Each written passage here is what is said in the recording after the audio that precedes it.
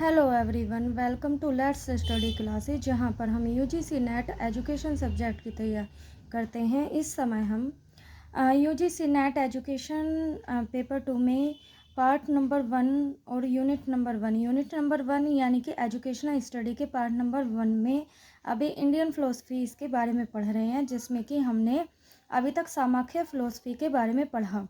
मैंने अभी तक आपको सामाख्य फ़िलोसफी क्या है या फिर उसके कितने एलिमेंट होते हैं, उसके अंदर कौन से प्रमाणांश को माना जाता है, इन सब के बारे में बताया। आज हम सामाख्य फ़िलोसफी के बारे में कुछ और बातें जानेंगे जो कि आपके यूजीसी नेट पेपर में क्वेश्चंस में आई हुई हैं। तो सबसे पहले हम बात करें कि सामाख्य फ़िलोसफी को बेसिकली 4 पार्ट्स में डिवाइड किया गया है। कि फर्स्ट पार्ट का नेम हो गया cause, second is effect, third is both and fourth is nothing. इसको आप ध्यान से समझें। बेसिकली जो सामाख्य फ़िलोसफी होती है यानी कि सांख्य फ़िलोसफी, इसके अंदर 25th एलिमेंट होते हैं। इन 25th एलिमेंट को किन किन पार्ट्सों में डिवाइड किया गया है, इसके बारे में आपको मैं बताती हूँ। तो सबसे पहले बात आती है कोस की। कोस यानी कि कोस के अंदर किसको बांटा गया है? कोस के अंदर बांटा गया है, कोस के अंदर रखा गया प्रकृति। नेक्स्ट बात आती है नथिंग। तो नथिंग के अंदर पुरुष। अब आपका क्लियरली बिल्कुल आप रिमाइंड कर लें इस चीज़ों को, क्योंकि ये बात जो क्वेश्चन है वो एग्ज़ाम में आया है कि only course is concern in Samkhya philosophy. तो इसमें ऑप्शंस दे देगा वो, जैसे कि प्रकृति, पुरुष, सेंसरी ऑर्गन, एक्शन ऑर्गन, इस टाइप के। तो आपने बिल्कुल टिक लगाना है कि कोर्स को माना गया है, कोर्स प्रकृति को कोर्स माना गया है सामाख्य फ़िलोसफी में, और पुरुष को नथिंग, यानी कि ना तो उसे कोर्स माना गया है ना ही उसको इफ़ेक्ट माना गया है। अब बात आते हैं कि कोस और नथिंग की बात होगी। अब कोस के साथ साथ इफ़ेक्ट किसको माना गया है? तो बेसिकली इफ़ेक्ट जो माना जाता है वो माना जाता है माइंड। इसके अंदर टोटल 16 एलिमेंट्स आते हैं। फर्स्ट इज माइंड, सेकंड हो गया सेंसरी ऑर्गन यानी कि जो कि नंबर्स में होते हैं 5, थर्ड हो गया एक्शन ऑर्गन जो कि नंबर में वो भी 5 होते हैं, और सबटल एलिमेंट जिनको बोलते हैं हम तन्मंत्रास, इसको बोलते हैं, ये भी हो गए 5। तो टोटल कितने हो गए?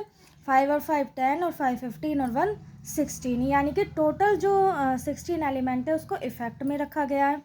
अब बात आती है बोथ यानी कि जिसको कोस और इफेक्ट दोनों ही कहा जाता है, वो कौन सी एलिमेंट होते हैं? तो सबसे पहले आता है महत्व, सेकंड हो गया अहंकार, और थर्ड हो गया पंच महाभूत।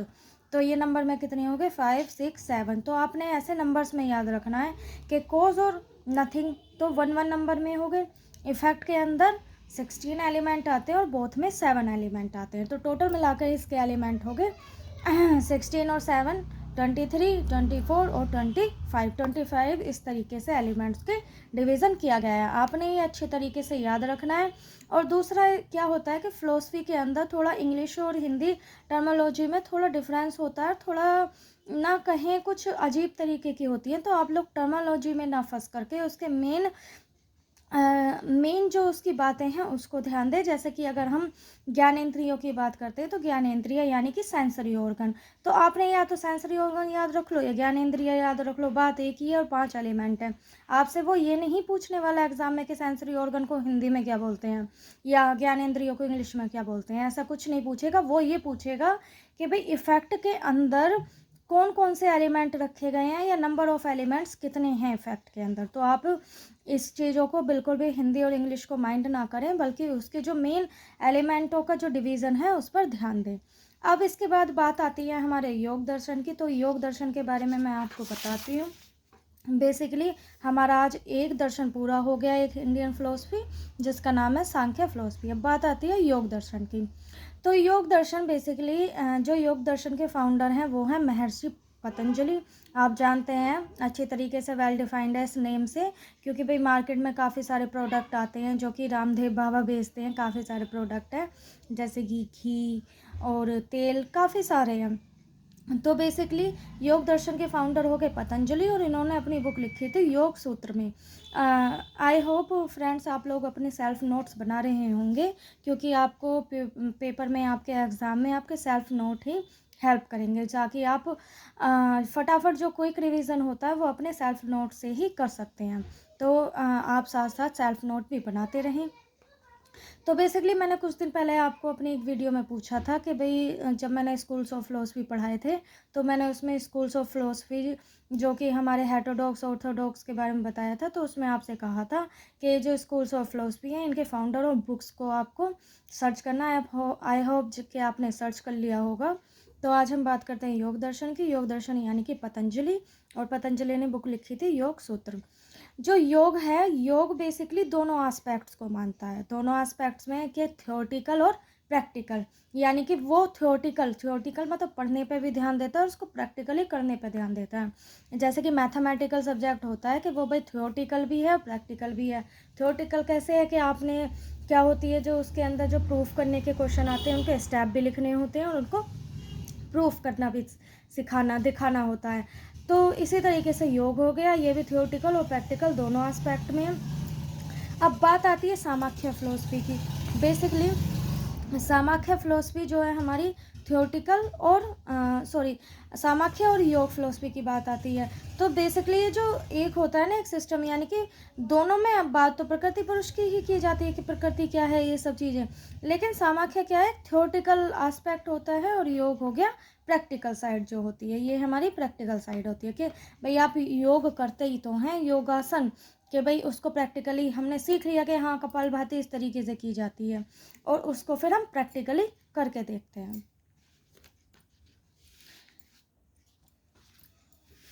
अब बात करते हैं जो योग हमारी फिलोसफी है उसको 4 पार्ट्स में डिवाइड किया गया है। सबसे पहले है समाधिपदा। तो समाधिपदा क्या होता है इसके बारे में हाँ बात करते हैं हम। समाधिपदा यानी कि आप काफ़ी सारे देखे होंगे आपने कि भाई मुनि वगैरह होते थे कि वो लोग क्या लेते थे, समाधि यानी कि एक तरीके से एक पार्ट हो गया योग का जिसको बोलते हैं हम समाधि।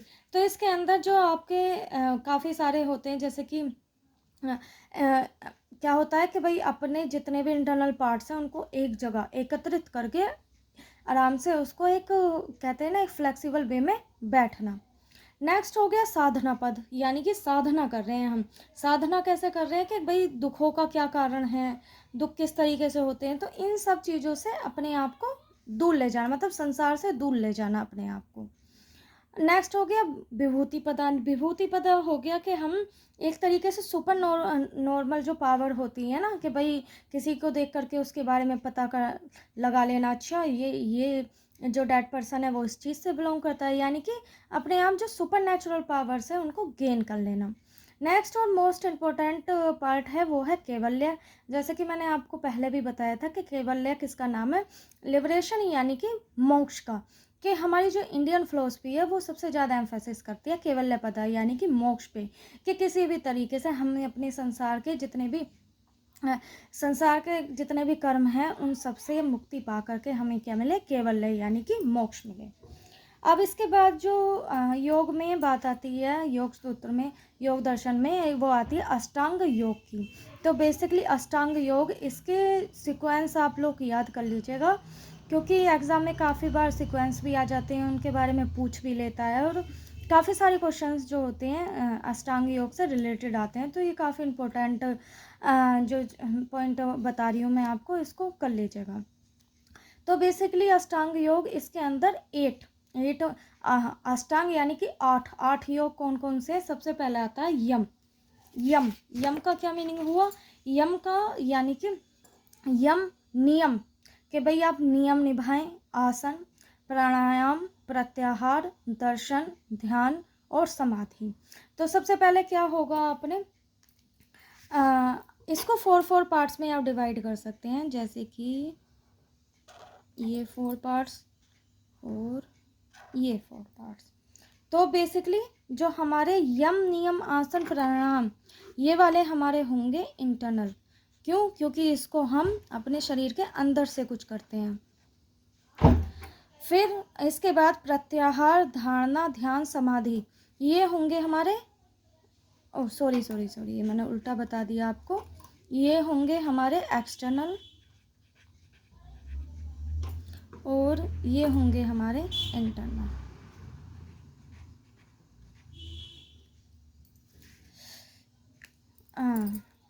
यम नियम आसन प्राणायाम, यानी कि ये हम क्या करते हैं अपने शरीर के बाहर से करते हैं, बाहरी अंगों से करते हैं।